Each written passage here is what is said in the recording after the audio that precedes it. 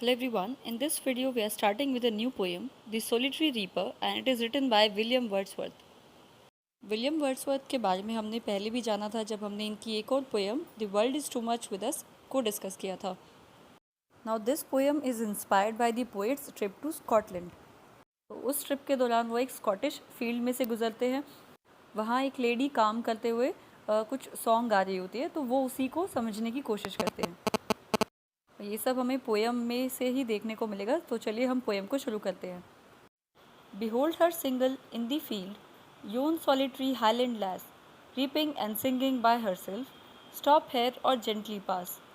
तो पोएट यहाँ पे एक खेत या फिर एक फील्ड के पास से गुजर रहे होते हैं. वहाँ पे उन्हें एक गर्ल, एक लड़की दिखाई देती है. हाईलैंड लास मीन्स जो हिली एरिया वहाँ पे जो लड़की काम करी थी उसको रेफ़र कर रहे हैं. तो वो अकेले ही क्रॉप्स रीप कर रही है, क्रॉप्स काट रही है और कुछ सॉन्ग गा रही है.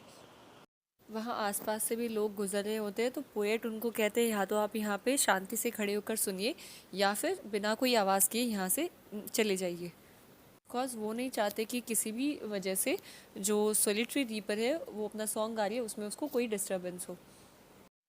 Alone she cuts and binds the grain and sings a melancholy strain. Oh listen, for the vale profound is overflowing with the sound. वो जो लड़की है वो खेतों में अकेले ही काम कर रही है और साथ में कुछ ट्यून या फिर एक सॉन्ग गा रही है. वो जो सॉन्ग है वो एक सैड नेचर का सॉन्ग है. It's not a happy song. Melancholy मतलब दुख भरा. इवन दो वो सॉन्ग जो है सैड है, बट पोएट को वो सॉन्ग काफ़ी पसंद आता है, इसीलिए वो चाहते हैं कि हर कोई उस सॉन्ग को सुने.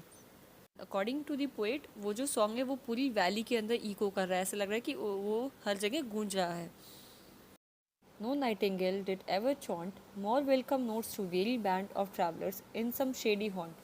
Among Arabian sands, a voice so thrilling never was heard. In springtime, from the cuckoo bird, breaking the silence of the seas among the farthest Hebrides. तो यहाँ पे जो पोएट है वो अरेबियन डेजर्ट को रेफ़र करते हुए बोलते हैं कि वहाँ पे जो ट्रैवलर्स होते हैं जब वो धूप में चल के या गर्मी में चल के जब काफ़ी थक जाते हैं तो वो ओएसिस के पास, मतलब जहाँ पे एक पानी का छोटा मोटा जो पॉन्ड होता है वहाँ पे वो रेस्ट करते हैं. वहाँ पे ये बर्ड जब उनको सिंगिंग करते हुए मिलती है तो उनको काफ़ी राहत मिलती है, उनको काफ़ी प्लेजेंट फील होता है. And according to the poet जो सॉलिटरी रीपर का सॉन्ग है वो उस नाइटिंगेल के सॉन्ग से भी ज़्यादा सूदिंग है, ज़्यादा प्लेजेंट है. यहाँ पे पोएट कह रहे हैं कि जो सोलिटरी रीपर है वो इवन नाइटिंगेल बर्ड से भी ज़्यादा बेहतर सॉन्ग गा रही है. नेक्स्ट जो पोएट है उनके सिंगिंग को कंपेयर करते हैं कुकू बर्ड के साथ. कुकू बर्ड जो होता है वो वेलकमिंग सॉन्ग गाता है सेलर्स के लिए जब वो हेब्रिडीज आइलैंड आते हैं. कुकू बर्ड के सॉन्ग से ही जो सी के अंदर बहुत ज़्यादा साइलेंस वाला माहौल होता है वो ब्रेक हो जाता है. कुकू बर्ड का सॉन्ग भी बहुत ज़्यादा प्लेजेंट, बहुत ज़्यादा स्वीट साउंड करता है सेलर्स के लिए. सॉलिटरी रीपर का सॉन्ग उससे भी ज़्यादा अच्छा है.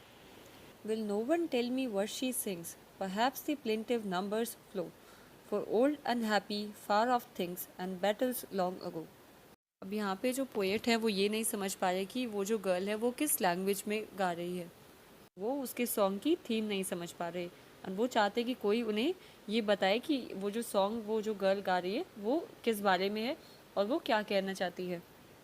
पोएट एक फाइल गैस करते हैं. उन्हें लगता है कि ये जो सॉन्ग है वो पुराने अनहैप्पी इंसिडेंट्स के बारे में या फिर किसी पास्ट में कोई बैटल्स हुई होंगी, कुछ युद्ध हुआ होगा, शायद वो उसके बारे में हो सकता है.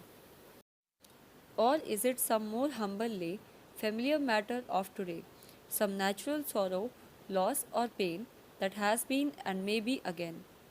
फिर से पोएट कुछ अंदाज़ा लगाते हैं कि ये जो सॉन्ग सोलिटरी रीपर गा रही है शायद उसका रिलेशन उस लड़की की लाइफ से, खुद की लाइफ के बारे में वो कुछ कहना चाहती है.